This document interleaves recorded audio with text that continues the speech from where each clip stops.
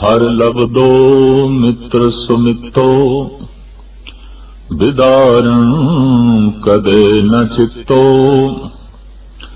जाका अस्थल तोल अमितो, सोई नानके सखा जी संग पितो। अपजसं मिटंत सतपुत्र है, सिमर तब हृदय गुरु मंत्रणे। प्रीतम भगवान अच्युते, नानक संसार सागर तारणे। मरणं विसरणं गोविंदे, जीवनं हर नाम ध्यावणे। लभनं साध संगेन नानके, हर पूरब लिखणे। मनुख एक समाजिक प्राणी है, अनंत रिश्तियां विच ओत-प्रोत है।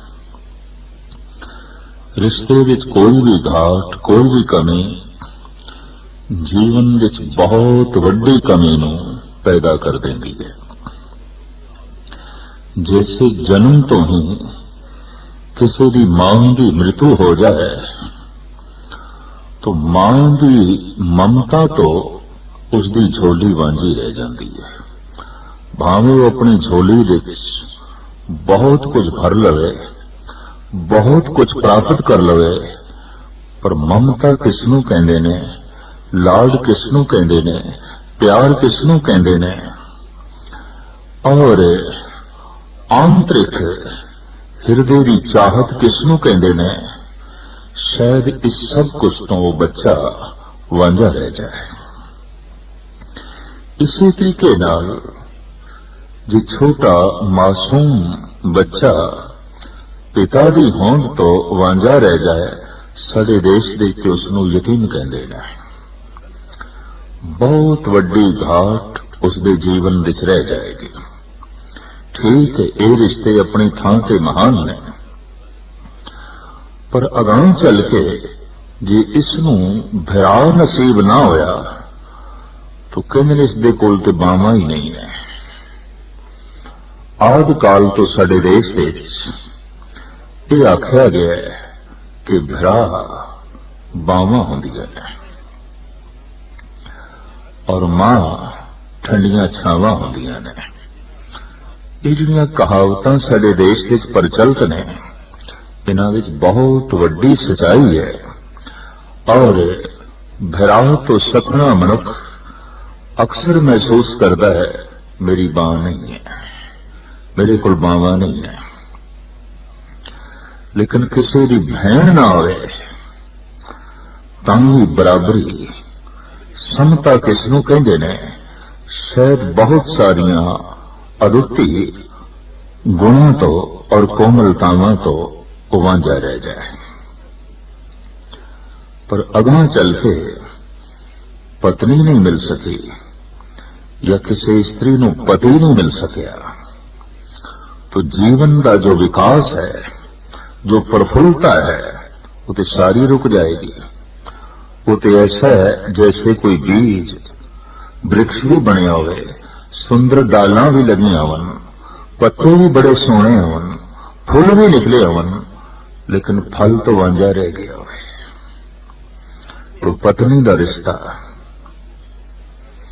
पति का रिश्ता, इसकी भी अपनी अहमियत है, खासियत है। लेकिन इन्हां सारियां रिश्तियां दी होंद दे विच कोई मित्र नहीं है, दोस्त नहीं है। यह गल वखरी है कि जिसने अपने जीवन विच कभी जिगरी दोस्त बनाया नहीं, दिल का मित्र बनाया नहीं, शायद वो मित्रता दे रिश्ते नूं ना समझे।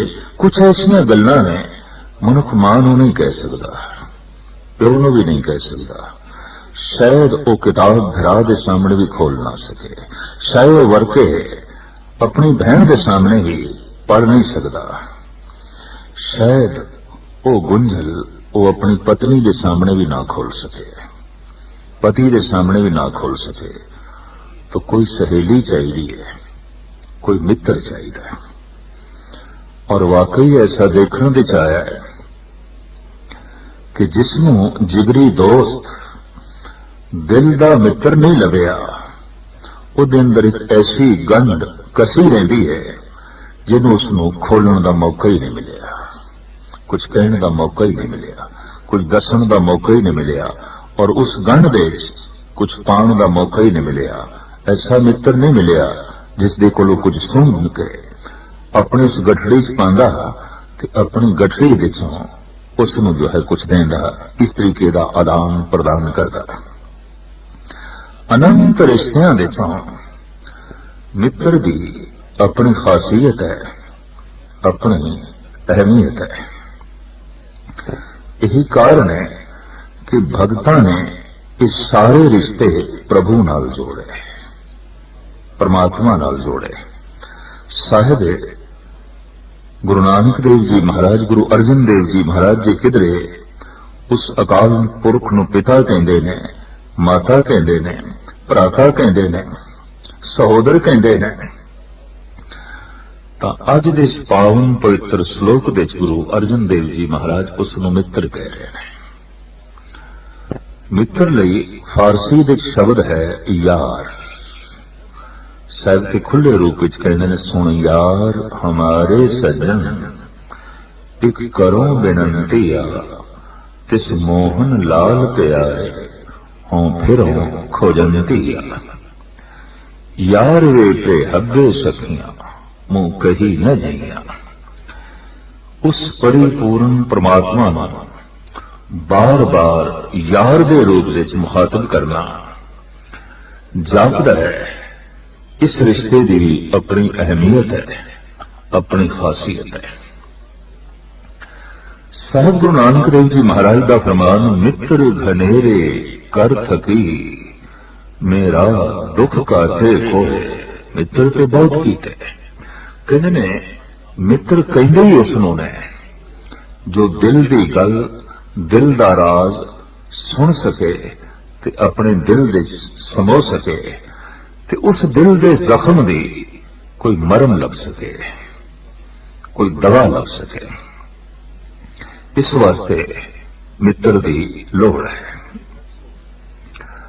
भगत कबीर जी महाराज का कहना है, कबीर सब जग हों फिर्यों मांगल कंद चढ़ाए कोई काहू को नहीं सब देखी ठोक बजाए। कहंदा मैं ठोक बजा के हर एक दा बूआ वेख लिया। हर एक मनुख अपनी गल सुनाना ते चाहता है, मेरी सुनना नहीं चाहता, मेरे नाल सांझ नहीं पाना चाहता। दरअसल दुख सुनाना आसान है पर किसी का दुख सुनना औखा है। उहदे लई बड़ा वड्डा जिगरा चाहिए, खुला जिगरा चाहिए किसी का दुख सुनने लई। अक्सर तो असीं संसार विच ऐसा देखते हैं कि किसी एक दुख का जिक्र किसी दे अगों करिए वो 100 दुख का जिक्र करन लग पैंदा है। असीं 5 दुख अपने खोल के रखीए वो हजारां अगे खोल के रख देंदा है। किस पे खोलों गंठड़ी दुखी भर आया। मैं दुखां दी पंड केदे अगों खोला क्योंकि अगला पहले ही खोल के रख देंदा है। तो सतगुर दी बाणी का फैसला, दुख तिसे पे आखिए सुख जिसे ही पास। अपने दुखां दी पंड उसदे अगों खोल जो तेरे अगों दुखां दी पंड नहीं खोलदा बल्कि तेरे सारे दुख ले लेंदा है, अपनी गंढ दे पा लेंदा है, अपनी गठड़ी दे पा लेंदा है और तेरी जीवन दी गठड़ी नूं सुखा नाल भर देंदा है, आनंद नाल भर देंदा है। तो सतगुर इस पावन श्लोक विच कह रहे ने, हर लबदो मित्र सुमितो। मैं लभ्या मित्रां विचों महान मित्र, सिरमौर मित्र, विदारण कदे न चित्तो। जिसने मेरे दिल की कदी दिल शिकनी नहीं की, तोड़न की कोशिश नहीं की, विदारण तोड़ना वो मित्र की ਜਿਹੜਾ ਦਿਲ ਤੋੜ ਦੇਵੇ। ਤੇ ਦਿਲ ਦੇ ਟੁੱਟਦਿਆਂ ਹੀ ਮਿੱਤਰਤਾ ਰਹਿੰਦੀ ਕਿੱਥੇ, ਦੋਸਤੀ ਰਹਿੰਦੀ ਕਿੱਥੇ। दरअसल दोस्ती मित्रता खून का रिश्ता नहीं है, भाषा का रिश्ता नहीं है, मुल्क का रिश्ता नहीं है, जात पात के मजहब का रिश्ता भी नहीं है। दोस्ती तो है ही दिल का रिश्ता, मित्रता तो है ही दिल का रिश्ता। तो फिर दिल ही टूट गया तो मित्रता का दी, दोस्ती का दी। तो साहिब करण में ऐसा दोस्त बनाया है, ऐसा मित्र बनाया है जिसने मेरी कभी दिल शिकने नहीं की थी, जिसने मेरा कदे दिल नहीं तोड़या। बिदारण कदे न चित्तो जाका अस्थल तोल अमितो।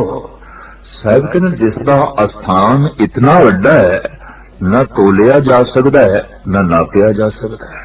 बड़ा वड्डा उसका अस्थान, उसका ठिकाना, जिसनों मनुखी बने हुए पैमानियां नाल नापना, तोलना, गिनना अति कठिन, अति कठिन। तो जाका अस्थल तोल अमितो सोई नानक सखा जी संग कितो। मैं उसनों ही अपने जीवन का सखा बनाया, मैं उसनों ही अपना मित्र बनाया और उसने भी मेरी मित्रता कबूल कर ली है, जिसने आज तक मेरा दिल नहीं तोड़या बल्कि मेरे जख्मां नूं मरम लगाया है, दवा की है और मैनू सुख ते आनंद प्रदान किया है। अप जसन मिटंत सत पुत्र है, सिमर तब हृदय गुर मंत्र ने। साहिब श्री गुरु अर्जन देव जी महाराज का इत्थे फरमान, किसी घर विच कोई कलंक होवे, अपजस होवे।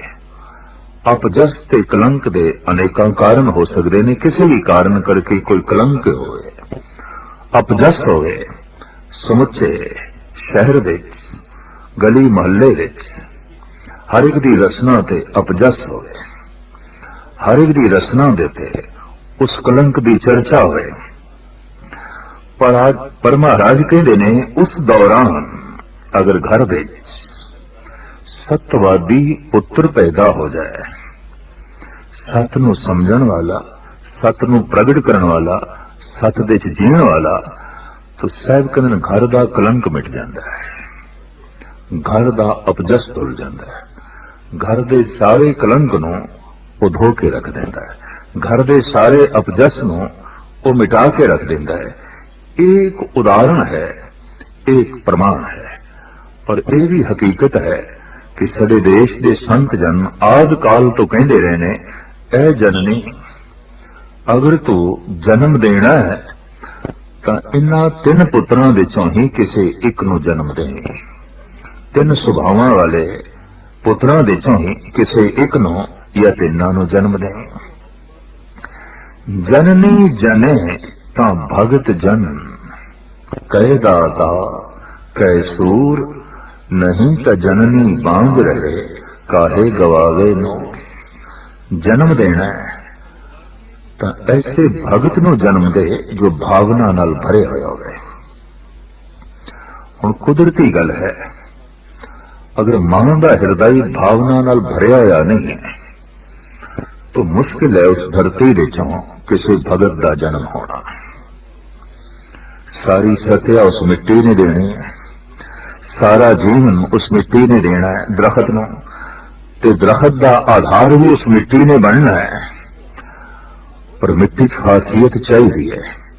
देखते हैं किसी किसी थां की मिट्टी ऐसी है कि वह बीजां विच बड़ा रस पा देंदी है, स्वाद पा देंदी है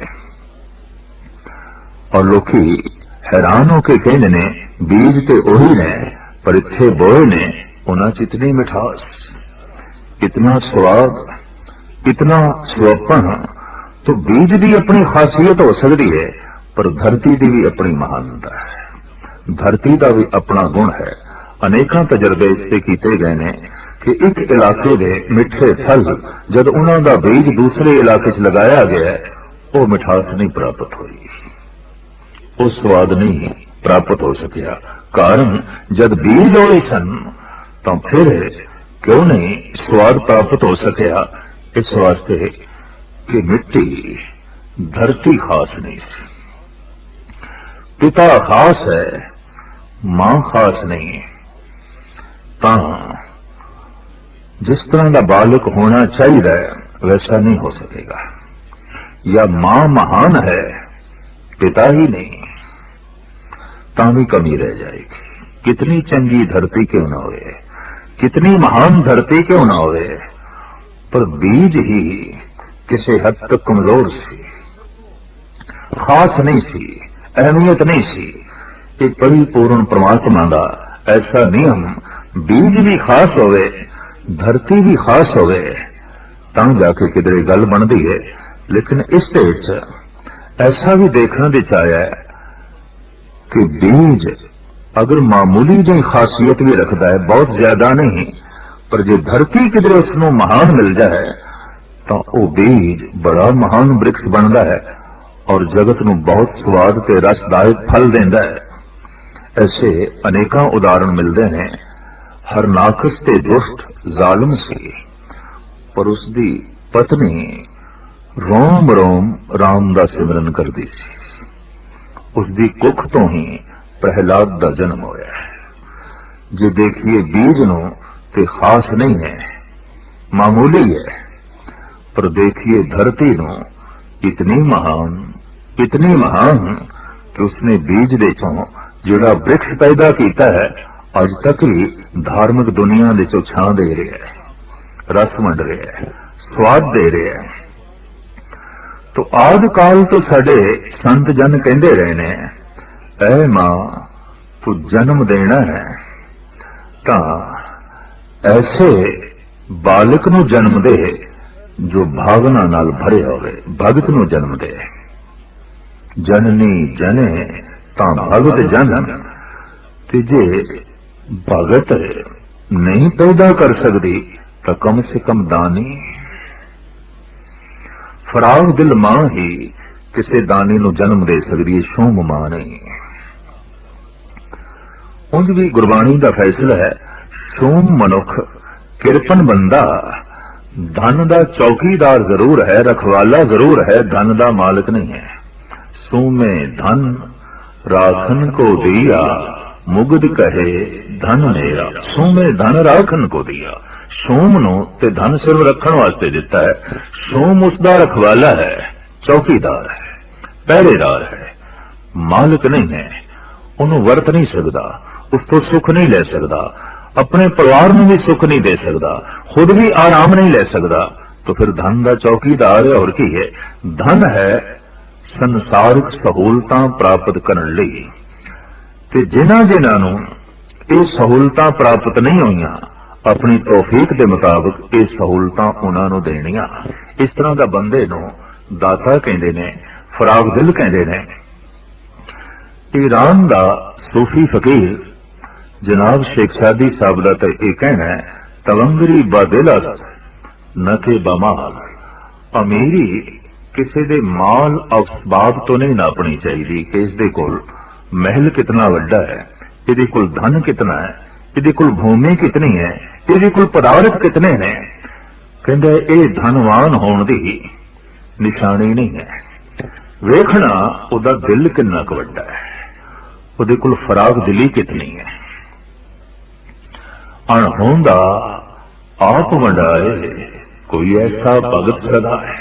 बाबा फरीद कहते ने, है अद्धा पूरा उसदे कोल भी नहीं है, भुख उसदे कोल पूरी है, पर रोटी उसदे कोल अद्धी है, पर गजब की गल अद्धी दे चों भी अद्धी वंड दिती, किसी भुखे नूं दे दिती।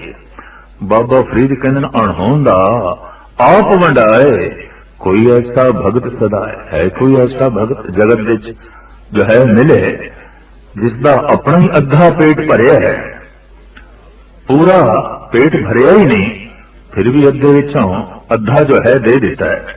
तो तवंगरी बा दिल अस्त न के बा माल। अमीरी माल असबाब तो नहीं है, धन संपदा तो नहीं है, दिल तो है, फराग दिली तो है। तो संत जन कहने ने, ऐ मां भगत नहीं पैदा कर सकी तो कम से कम दानी पैदा कर, दाता पैदा कर। पर जे किधरे तू दाता भी नहीं पैदा कर सकी तो फिर सूरबीर पैदा कर। सूरमा पैदा कर। सूरबीर ਉਹ ਹੈ ਕਿ ਹਰ ਥਾਂ ਤੇ ਕਮਜ਼ੋਰ ਦੇ ਪੱਖ ਵਿੱਚ ਖੜਾ ਹੋ ਜਾਏ, ਬਸ ਉਸ ਨੂੰ ਸੂਰਬੀਰ ਕਹਿੰਦੇ ਨੇ। ਥਾਂ ਥਾਂ ਤੇ ਇੱਕ ਦੂਜੇ ਦੀ ਪੱਗ ਲਾਉਂਦਾ ਫਿਰੇ ਤੇ ਲੜਦਾ ਫਿਰੇ ਤੇ ਉਸ ਲੜਾਈ ਵਿੱਚ ਜਿੱਤ ਹਾਸਲ ਕਰਦਾ ਰਹੇ, ਉਹਨੂੰ ਜ਼ਾਲਮ ਆਖਿਆ ਜਾ ਸਕਦਾ, ਸੂਰਬੀਰ ਨਹੀਂ। ਸੂਰਬੀਰ ਉਹ ਕਿ ਜਿੱਥੇ ਦੇਖੇ ਇਹ ਕਮਜ਼ੋਰ ਹੈ, ਲਿਤਾੜਿਆ ਜਾ ਰਿਹਾ, ਉਹਦੇ ਪੱਖ ਵਿੱਚ ਖੜਾ ਹੋ ਜਾਏ, ਉਸ ਦੀ ਬਾਹਾਂ ਦੀ ਹਿਫਾਜ਼ਤ ਕਰੇ, ਉਹਦੀ ਜਾਨ ਦੀ ਹਿਫਾਜ਼ਤ ਦੀ ਖਾਤਰ ਆਪਣੀ ਜਾਨ ਤੱਕ ਦੇ ਦੇ। जैसे कि इतिहास गवाह है, कश्मीर के ब्राह्मणों की बांह कमजोर हो गई। वो बांह फैला के आए आनंदपुर साहब, गुरु तेग बहादुर साहब जी महाराज दे अगों। साहिबा ने वो कमजोर बांह पकड़ ली और आख्या, मैं अपनी जान दे देंगा, ये बांह नहीं छोड़ांगा। आप दे नाल एक वाक जुड़ गया, बाहां जिन्हां दी पकड़िए, सिर दीजे बाहां न छोड़िए। मैं जान ते दे सकदा, सिर ते दे सकदा, ये बांह नहीं छोड़ सकदा। इस बांह नाल हुण मेरी बांह जुड़ गई है, ये बांह ते मेरी बांह हुण इकमिक। इतिहास गवाह है, किसी ने अपना सिर दे के इस देश दीयां कमजोर बाहां नूं मजबूत कीता, महान कीता। तो सूरबीर ओ जो कमजोर दे पक्ष विच खड़ा हो जाए, दानी जो लोड़वंद दी लोड़ पूरी कर देवे, भगत जिदा हिरदा भावना नाल भरिया रहे। तो धार्मिक पुरुष कहंदे ने, ऐ मां ऐ जननी, ना तू भगत पैदा कर सकी, ना तू दानी पैदा कर सकी, ना तू सूरबीर पैदा कर सकी, खामा खा अपना तन दा नूर गवाया, तन दी सत्या गवाई। एवें फिजूल बच्चे पैदा करके, धरती दा बोझ पैदा करके। हृदय राम ने ते साफ कह दिता है, प्रेम सोनीर बहे जस गावत, नाचत देव चले सब अंगा। कह खग गए रण में भली बिरसों, लहू सुभाव चले अर्धंगा। ऐ मां, ऐसा लाल ऐसा पुत्र अपनी कुख तो जन्म दे कि परमात्मा दा नाम सुने ते रोम रोम दे झरनाट वज जाए और उसके नेत्र सज्जल हो जान। इतना कोमल हृदय दा पैदा कर कि जे तू इतना कोमल नहीं पैदा कर सकती, तो फिर ऐसा सख्त पैदा कर कि रणभूमि दे सच दी खातर लड़दियां ਉਹਦੇ सैकड़े टुकड़े हो जान, तां भी हार ना मने, रोम रोम जख्मी होवे, तां भी उसकी सूरबीरता नूं दाग ना लगे। ऐसा सूरबीर पैदा कर। कै खग में रण में भली बिरसों, लहू सो घाव चले अर्धंगा। विद दोल पूत जने जननी, जग और सबे सुत कीट पतंगा। बस यही ते पुत्र होणगे, कोई सूरबीर होवे, दाता होवे, दानी होवे। मां इस तो बाद अगर तू जो कुछ भी पैदा करेंगी, वो कीड़े मकोड़ियां तो ज्यादा कुछ नहीं होंगे, सिर्फ कीड़े मकोड़े, धरती दा बोझ, धरती दा भार। गुरु रामदास जी महाराज ने भी साफ कह दिता है, जिन हर हृदय नाम न बस्यो, तिन मौत कीजे हर बांझा। तिन सुनी दे फिरे बिन नामे, ओए खप खप मोए करांजा। तो मुख्तसर साहिब श्री गुरु अर्जन देव जी महाराज फरमान कर रहे ने, अगर कोई सत्यवादी पुत्र घर विच पैदा हो जाए तो भगत सत्यवादी है, दानी सत्यवादी है और सूरबीर सत्यवादी है, सत दा पक्ष लेंदा है। इस तरह का कोई पैदा हो जाए तो घर दे कलंक धुल जाते ने, घर का अपजस मिट जाता है। अपजसं मिटंत सत पुत्र है, सिमर तब गए गुरमंत्रण है। जिस तरह घर का कलंक एक सतवादी पुत्र धो देंदा है, तिवें गुरमंत्र दा जाप, प्रभु दे मंत्र दा जाप हृदय दे सारे पाप धो देंदा है, हृदय दे सारे कलेश धो देंदा है, हृदय दे सारे दुख मिटा देंदा है। प्रीतम भगवान अचुत, नानक संसार सागर तारणे। जप करदे हां मंत्र दे जाप द्वारा ओ प्रीतम, ओ परिपूर्ण परमात्मा भगवान अविनाशी, उस जपण वाले नूं ਸੰਸਾਰ ਸਾਗਰ ਤੋਂ ਪਾਰ ਕਰ ਦਿੰਦਾ ਹੈ, ਕੋਈ ਦੁੱਖ ਉਸ ਨੂੰ ਵਿਆਪਦਾ ਨਹੀਂ। ਮਰਣੰ ਬਿਸਰੰ ਗੋਵਿੰਦੇ ਜੀਵਨੰ ਹਰ ਨਾਮ ਧਿਆਵਣੇ ਲਭਣੰ ਸਾਧ ਸੰਗੇਣ ਨਾਨਕ ਹਰ ਪੂਰਬ ਲਿਖਣੇ। ਸਰੀਰ ਵਿੱਚ ਜੋ ਸਵਾਸ ਚੱਲ ਰਹੇ ਨੇ ਇਸ ਨੂੰ ਜ਼ਿੰਦਗੀ ਆਖਦੇ ਨੇ, ਤੇ ਚੱਲਦੇ ਹੋਏ ਸਵਾਸ ਜੇ ਕਿਧਰੇ ਰੁਕ ਜਾਣ ਤੇ ਇਸ ਨੂੰ ਹੀ ਮੌਤ ਆਖਦੇ ਨੇ। ਪਰ ਇਹ ਸਰੀਰਕ ਜੀਵਨ ਹੈ, ਸਰੀਰਕ ਮੌਤ ਹੈ। ਅਧਿਆਤਮਿਕ ਜੀਵਨ ਕਿਸੇ ਹੋਰ ਗਤੀ ਤੇ ਖੜਾ ਹੈ ਔਰ ਉਸ ਗਤੀ ਦੇ ਰੁਕਦਿਆਂ ਅਧਿਆਤਮਿਕ ਮੌਤ ਹੋ ਜਾਂਦੀ ਹੈ। ਸਾਹਿਬ ਕਹਿੰਦੇ ਨੇ ਮਰਣੰ ਬਿਸਰੰ ਗੋਬਿੰਦੇ ਜੀਵਨੰ ਹਰ ਨਾਮ ਧਿਆਵਣੇ।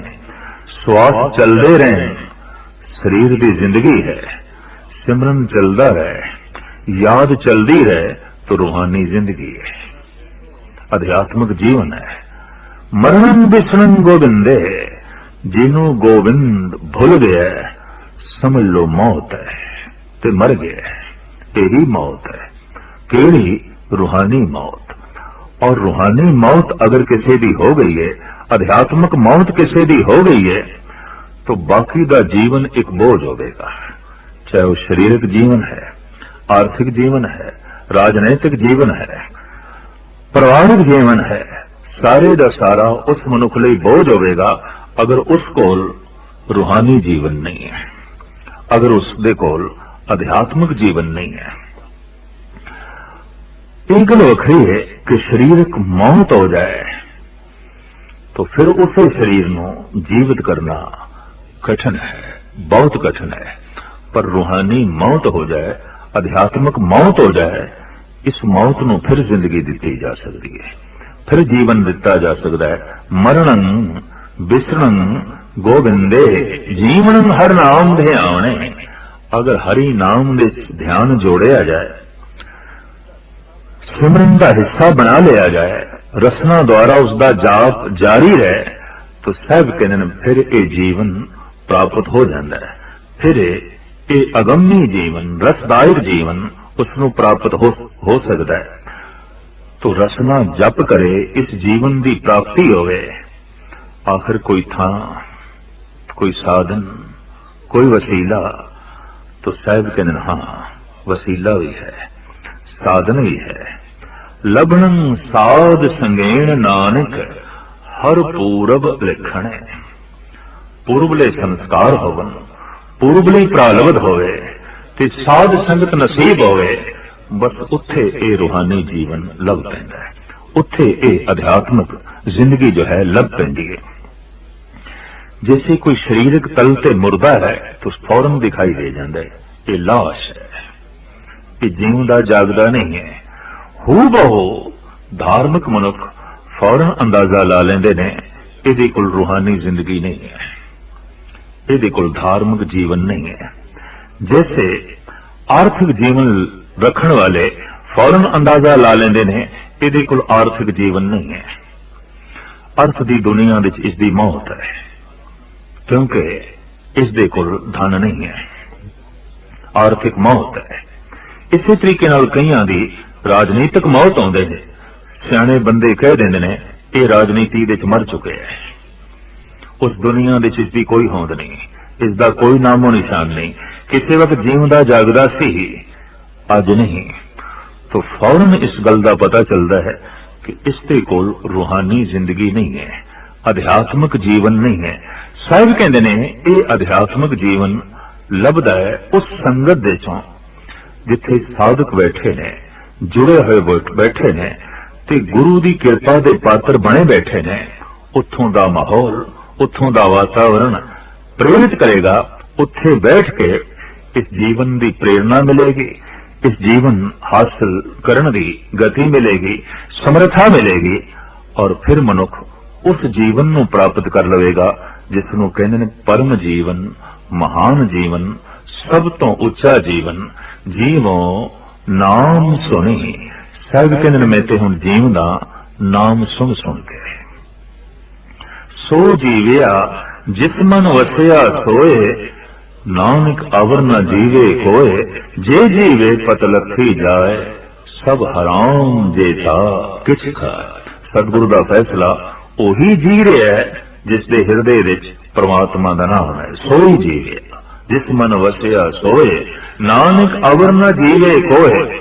ਦੂਜੇ ਜੀਵਦੇ ਨਹੀਂ ਪਏ, ਚਲਦੀਆਂ ਫਿਰਦੀਆਂ ਲਾਸ਼ਾਂ ਨੇ, ਭਜਦੀਆਂ ਦੌੜਦੀਆਂ ਇਹ ਲਾਸ਼ਾਂ ਨੇ, ਕਠਪੁਤਲੀਆਂ ਨੇ। ਇਹਨਾਂ ਦੀ ਜ਼ਿੰਦਗੀ ਨਹੀਂ ਹੈ, ਜੀਵਨ ਨਹੀਂ ਹੈ। ਜੀਵਨ ਤੇ ਉੱਥੇ ਹੀ ਹੈ ਜਿੱਥੇ ਪ੍ਰਭੂ ਦਾ ਚਿੰਤਨ ਹੈ, ਪ੍ਰਭੂ ਦੀ ਯਾਦ ਹੈ। दुख पंजन तेरा नाम जी, दुख पंजन तेरा नाम।